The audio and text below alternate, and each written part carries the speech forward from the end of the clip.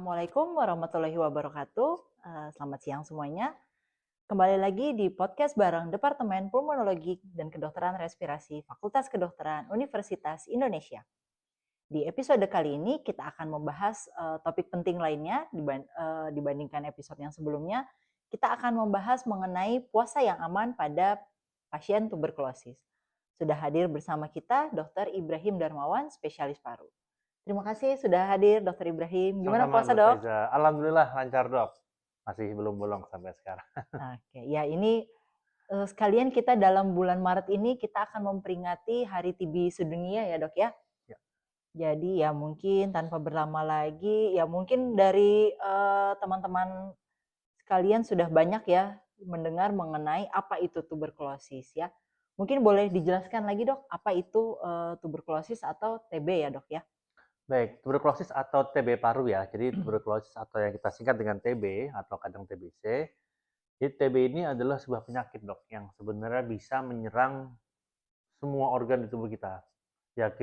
Diakibatkan oleh sebuah bakteri, kuman namanya Mycobacterium tuberculosis. Namun, karena ditularkan melalui udara, maka organ yang paling sering terkena adalah paru. Maka sering terkena ada TB paru, ya.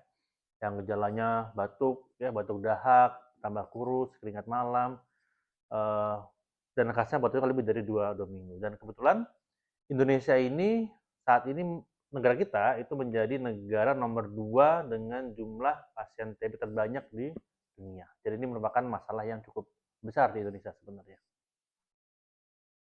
Iya. Berarti kan tidak hanya paru ya, Dok ya, berarti bisa kena ke organ apa aja ya, Dok ya. Nah, gejalanya apa aja tuh, Dok, biasanya, Dok? Baik, jadi gejala TB ini memang sangat terkait dengan organnya ya. Namun kalau TB paru ini ada gejala yang spesifik ke sistem pernapasannya dan ada gejala yang sistemik. Gejala umum misalnya seperti demam yang tidak terlalu tinggi, jadi 37, sekian, 38 ya. Kemudian sumbung semang lah kalau orang bilangnya, Dok. Kemudian juga seringkali ada penurunan berat badan meskipun tidak diet, serta ada keringat malam yang membasahi baju di malam hari meskipun tidak panas. Kemudian ada gejala yang spesifik ke organ yang terkena. Kalau TB paru maka biasa ada batuk, batuk berdahak, dan terkadang disertai batuk darah. Dan ini khasnya berlangsungnya lama, bisa lebih dari 2 minggu. Kalau TB di bidang lain ya tentu misalnya ada TB tulang, ada nyeri di bagian tulang, TB di otak bisa ada persaudaraan, tapi tergantung dengan lokasi di mana kuman TB ini menginfeksi. Oke, makasih, Dok. Nah, mumpung kita lagi bulan suci Ramadan nih, Dok ya. Kalau kita kan sering edukasi pasiennya itu harus minum obat tiap hari ya, Dok ya, nggak boleh putus. Nah, sebenarnya pasien TB itu boleh nggak, Dok, puasa ya, Dok? Nah, ini pertanyaan yang mungkin kita juga sering mendengar ya, Dok ya, di praktek sehari-hari. Dok, pasien dengan TB boleh tidak puasa gitu ya. Sebelum saya jawab sebenarnya kita perlu balik dulu. Apakah pasien TB boleh tidak berpuasa? Jawabannya adalah boleh ya. Artinya ke pasien yang dengan TB itu sebenarnya karena sakit, sebenarnya kalau mau mengkodok di lain waktu itu sebenarnya dibolehkan saja. Jadi kalau memang jika memang merasa tidak kuat, maka boleh tidak berpuasa. Namun, banyak juga pasien-pasien yang merasa kuat nih, ingin berpuasa. Nah, kuncinya adalah bagaimana nih kita bisa pasien TB bisa berpuasa, tapi obat TB tetap jalan gitu ya. Maka pasien dengan TB boleh berpuasa, namun ada beberapa hal yang harus diperhatikan. Yang pertama, jangan sampai obat ini putus. Ya. Karena kan obat TB ini harus diminum setiap hari. Makin banyak obat TB atau dosis yang tidak diminum, maka kemungkinan di kemudian hari akan gagal pengobatan atau kambuh itu akan makin tinggi. Yang kedua, pasien-pasien dengan TB ini membutuhkan asupan nutrisi yang lebih tinggi dibandingkan dengan orang-orang pada umumnya, karena membutuhkan energi untuk melawan kuman, dan biasanya sebelum mulai diobati, pasien sudah mengalami penurunan berat badan, sehingga membutuhkan kalori yang lebih banyak. Yang ketiga, jangan sampai karena berpuasa muncullah efek samping sehingga makin sulit untuk melanjutkan pengobatan. Jadi puasa boleh asalkan obat tetap jalan dan kondisi klinis ini bagus, Dok. Iya ya. Jadi banyak ya, Dok ya, sebenarnya tantangan-tantangan pasien TB ini boleh berpuasa ya, Dok ya.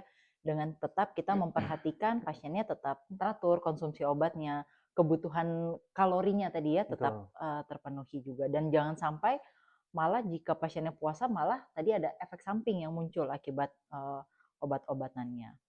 Nah sekarang ada nggak dok tips and trick pasien TB itu tetap aman menjalani puasa dok? Baik.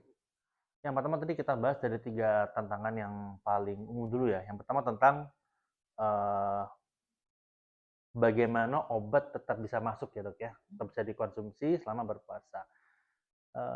Yang pertama ini terkait dengan persiapannya. Jadi orang-orang yang pasien-pasien yang memiliki TB paru dan sedang pengobatan bisa jadi biasanya minum obatnya itu di waktu-waktu jam yang berpuasa. Misalnya jam 7 pagi atau sore hari, itu kan sudah masuk jam puasa dok ya. Maka untuk yang seperti ini maka harus segera konsul nih sebelum mulai berpuasa ke dokter parunya. Karena kalau obat TB jangan langsung digeser dari siang ke sahur misalnya, jangan. Maka beberapa hari sebelum mulai puasa itu obat TB harus mulai digeser pelan-pelan.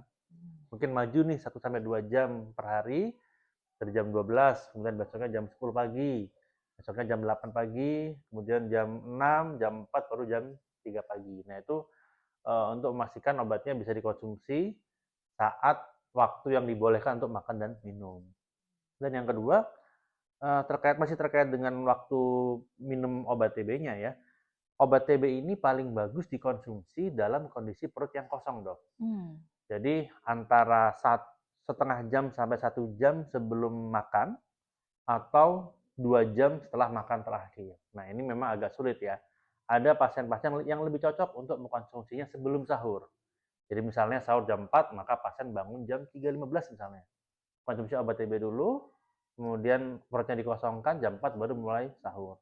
Tapi ada juga yang kalau minum pagi jadi mual seharian, sehingga memilih terakhir makan misalnya habis berbuka puasa jam setengah 8 misalnya, kemudian baru minum obat jam setengah 10. Nah itu banyak pilihannya, yang penting dikonsultasikan dulu agar tetap bisa diminum. Tips yang pertama. Yang kedua tadi terkait kalori ya. Jadi kalau orang yang berpuasa cenderung kalori menurun dok ya. Maka ini dimaksimalkan untuk meningkatkan asupan kalori saat berbuka puasa dan sahur. Bahkan direkomendasikan di antara berbuka dan sahur itu ada makan tambahan. Bisa snack cemilan yang tinggi kalori untuk memastikan kebutuhan kalorinya tercapai. Yang ketiga terkait efek samping. Nah, jadi pasien yang tidak berpuasa pun memang kadang-kadang ada mual, dok ya. Dan karena kondisi perut kosong seharian, maka pada sebagian kecil orang yang pasien TB yang berpuasa itu ada peningkatan gejala mual. Nah ini perlu pastikan hidrasi cukup. Jadi selama makin sedikit minumnya, artinya makin kekurangan cairan, orang cenderung akan makin gampang mual akibat obat TB. Jadi pastikan saat sahur dan saat berbuka puasa itu mengkonsumsi cairan dalam jumlah cukup. Dan disesuaikan lebih cocok mana? Apakah minum obat TB-nya sebelum sahur atau setelah berbuka puasa. Dan pastikan kalau sudah sangat mengganggu, maka sekali lagi orang dengan kondisi sakit itu dibolehkan untuk mengqadha puasa di kemudian hari. Iya, jadi sebenarnya banyak fleksibel ya dok ya cara minum obat TB itu, walaupun memang umumnya obat TB itu dikonsumsinya pagi ya dok ya, biasanya kan sebelum pasiennya sarapan pagi. Nah ini tadi bisa dikonsumsi pada saat pasiennya sahur ya dok ya. Oke, kita masuk ke pertanyaan berikutnya ya dok ya. Masih semangat ya dok? Semangat. Masih banyak pertanyaan-pertanyaan terkait TB nih dok. Kita harus meluruskan mengenai mitos ya, mitos-mitos pasien TB yang akan berpuasa ya dok ya. Nah kalau tadi kita lebih banyak membahas pasien TB selama menjalani puasa. Nah sekarang karena di bulan Ramadan itu kita akan menjalani sholat tarawih juga dok. Nah ini bagaimana dok cara pencegahan TB kalau pasien TB nih dia akan menjalani sholat tarawih di masjid?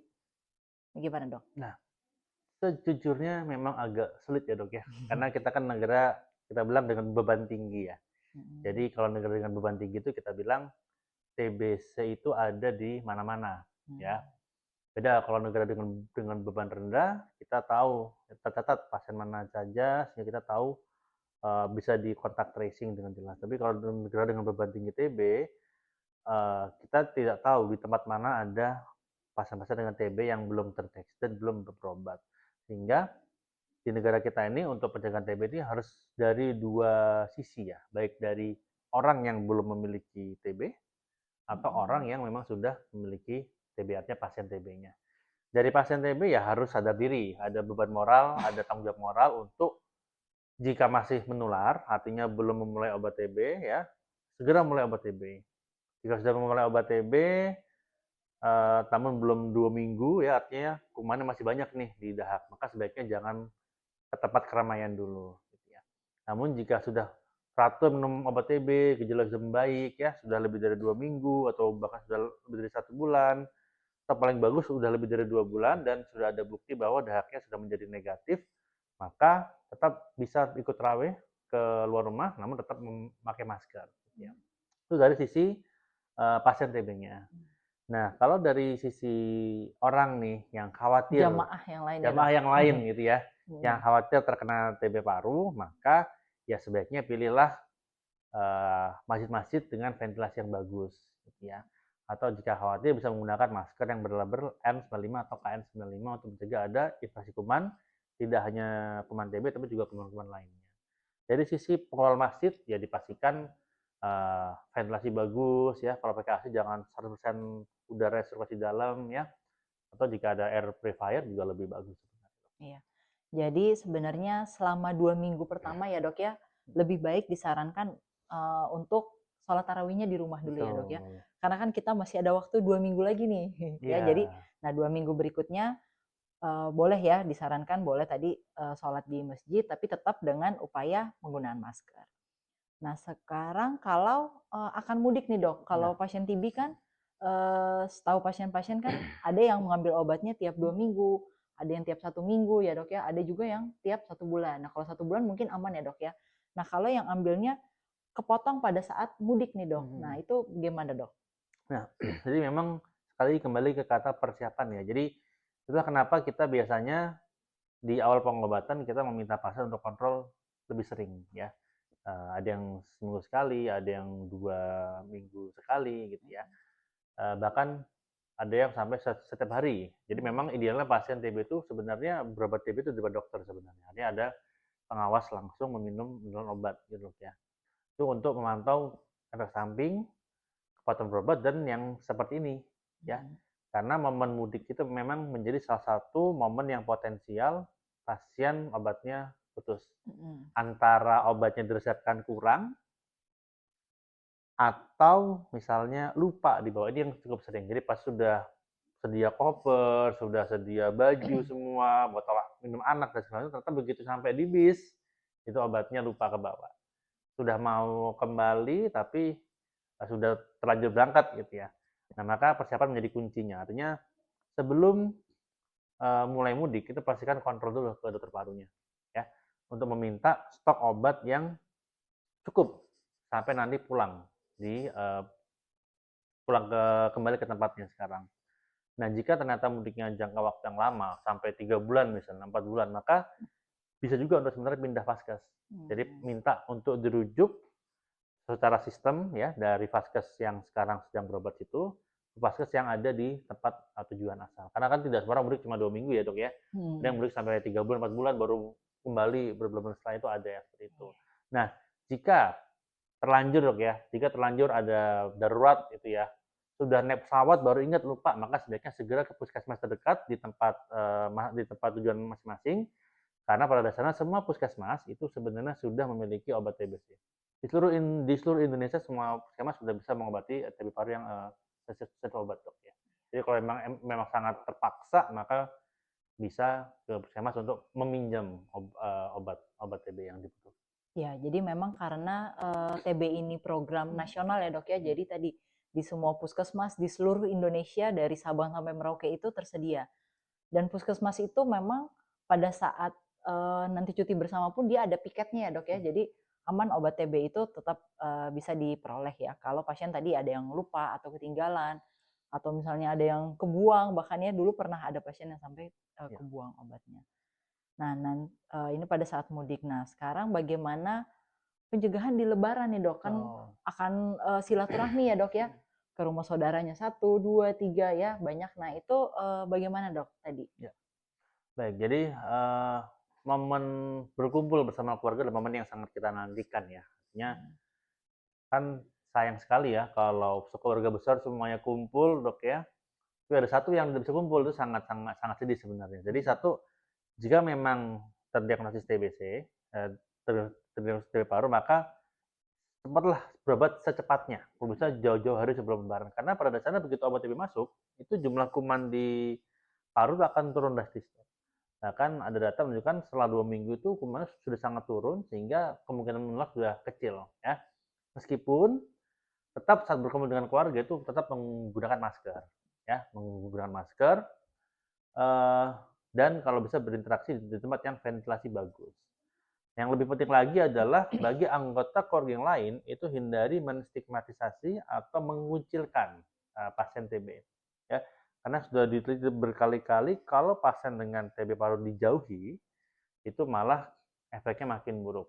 Pasien jadi cenderung menyembunyikan penyakitnya, jadi tidak memakai masker nanti malah menularkan. Justru dengan kita menerima pasien TB, namun tetap mengingatkan untuk menggunakan masker dan sebisa mungkin interaksi di tempat yang ventilasi bagus, itu kemungkinan menular sudah kecil sebenarnya, ya.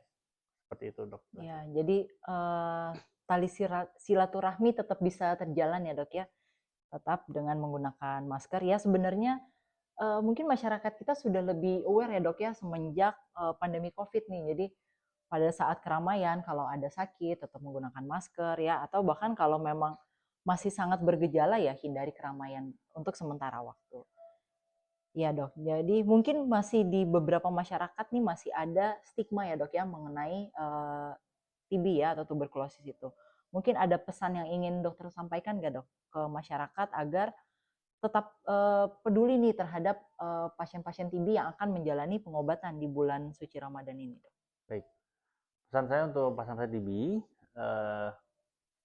puasa itu adalah sebuah kewajiban, ya, sebuah kewajiban. Namun menjaga kesehatan juga adalah sebuah kewajiban, ya. Dan Allah sudah berfirman bahwa pasien dengan sakit akan diberi keringanan untuk berpuasanya, ya. Jadi tetap pasien dengan TB boleh berpuasa jika mampu, namun tetap utamakan untuk bisa sembuh terlebih dahulu dari TBC paru. Jadi sekali lagi ukur-ukur kemampuan, jika memang terpaksa maka bisa untuk mengkodok puasa dilanjut, dan sekali lagi utamakan kesembuhan dari TB paru. Ya baik, Masya Allah lengkap sekali ya Dok ya tadi pembahasannya ya, dari awal apa itu penjelasan tentang TB, bagaimana cara minum obat TB saat bulan puasa ya Dok ya, bahkan sampai tarawih, sampai mudik ya, bahkan sampai nanti insya Allah pulang lagi dan sampai pasiennya sembuh ya. Jadi intinya ya dalam podcast kita pada siang hari ini, pasien TB itu boleh tetap berpuasa ya jika kondisinya tadi stabil ya Dok ya.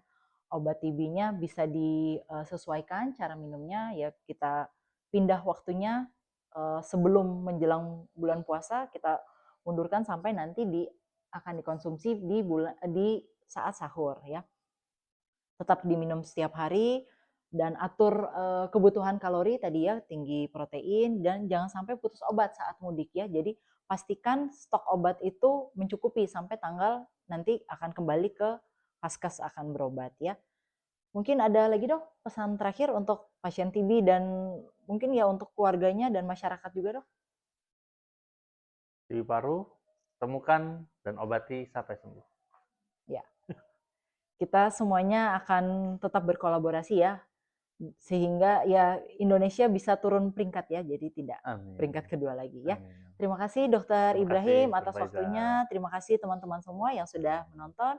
Jangan lupa share video edukasi dari Departemen Pulmonologi dan Kedokteran Respirasi FKUI. Semoga pasien TB yang menonton akan mendapatkan banyak manfaatnya dan masyarakat yang lainnya juga mendapatkan edukasi yang bermanfaat dari podcast-podcast dari departemen. Terima kasih. Assalamualaikum warahmatullahi wabarakatuh.